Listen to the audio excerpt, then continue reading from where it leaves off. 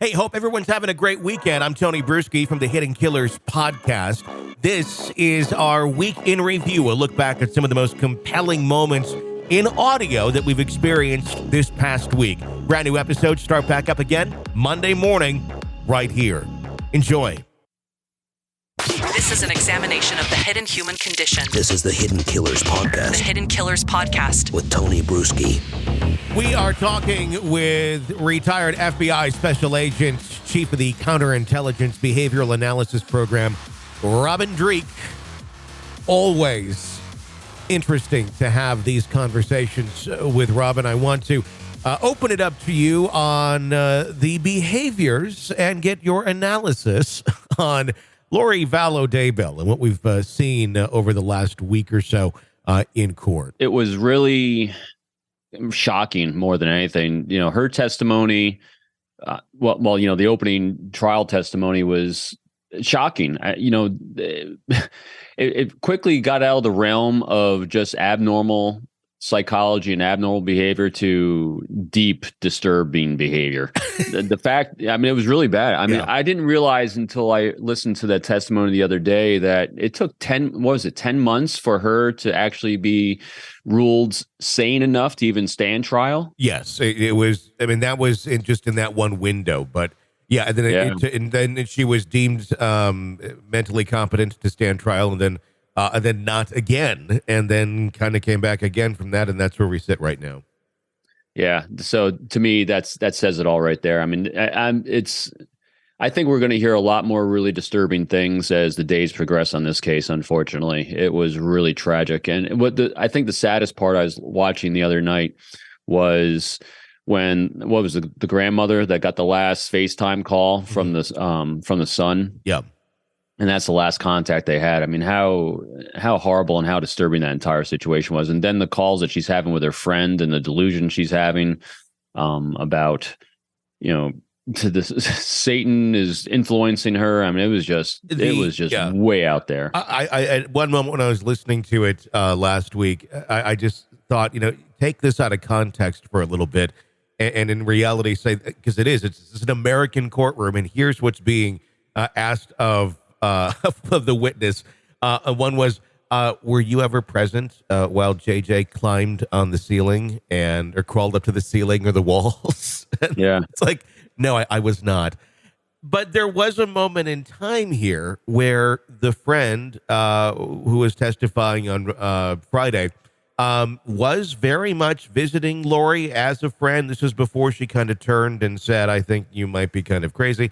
But there was many weeks, months, really, possibly even years, where Lori would be saying these sort of bizarre things. And some of the friends that were involved in this version of their religion would be, oh, wow, that's amazing. I hear you. I hear you. And they would almost, I don't want to say encourage, but they would empathize with her as if what she was saying was fact.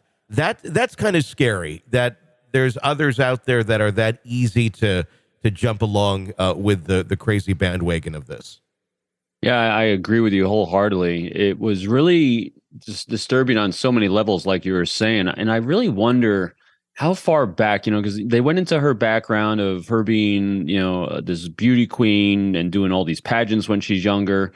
And it just, between that and what she's doing now and her philosophies on life, I really wonder when her brain shifted, or was it always this way? Because there's a long-standing pattern of unusual behavior. And I don't mean to say the beauty queen stuff was that's when they started referencing her in the trial. But it was just really kind of, like you said, her circle of people, when we go just to normal human behavior, we always become who we surround ourselves with. And if we surround ourselves with people that have an interesting outlook on the world like these people do, you start absorbing it.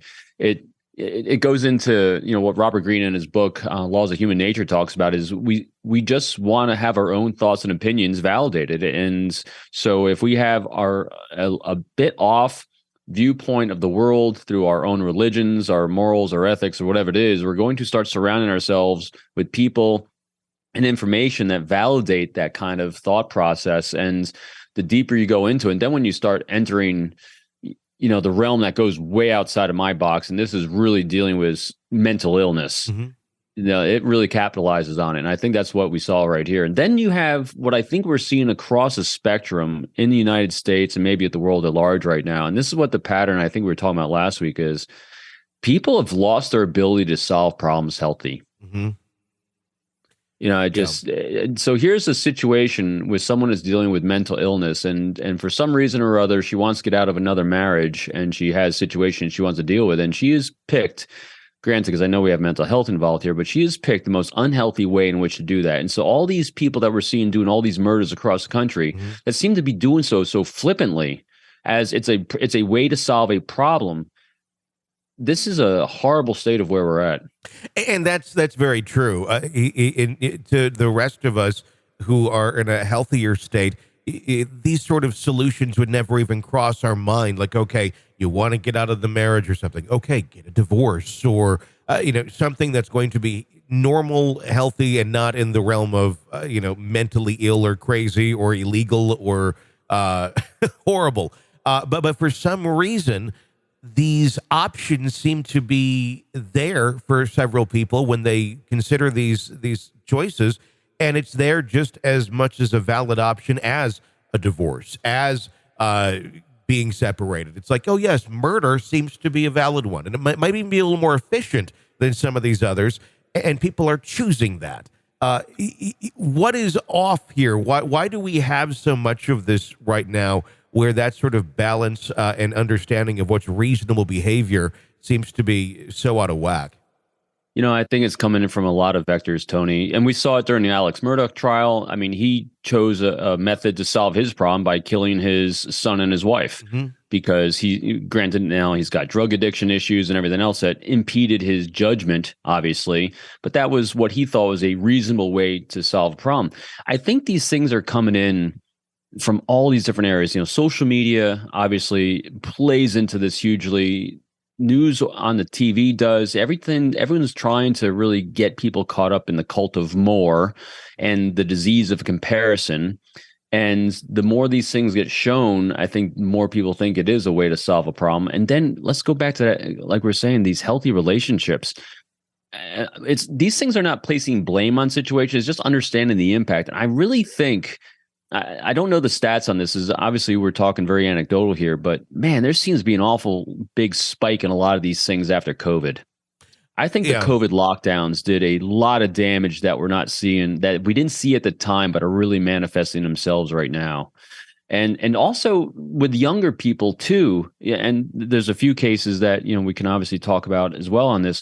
Younger people also, generationally, they've had a closer relationship with their parents in general than past generations. And there's been a lot, even with my own kids, my kids are in their 20s, where there's a lot more mentorship and guiding at a much younger age and a lot more closeness. And all of a sudden, when they're thrown into the world without a close mentor and guide, it's like going from 100 miles an hour to 0, and they don't know what to do. And so, again, their problem-solving skill set is not fully developed, to at least to the degree of the past generations. And so that adds into it. So I think we've got a lot of different vectors that are impacting people's healthy decision-making process. And COVID, I think, is a massive impact on it as well. This is an examination of the hidden human condition. This is the Hidden Killers Podcast with Tony Bruschi. Robin Dreek, retired FBI Special Agent, Chief of the Counterintelligence Behavioral Analysis Program. Thank you so much. His website, peopleformula.com.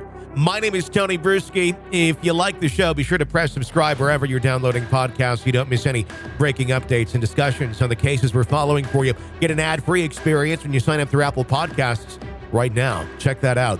I'm Tony Bruschi. Stay with us.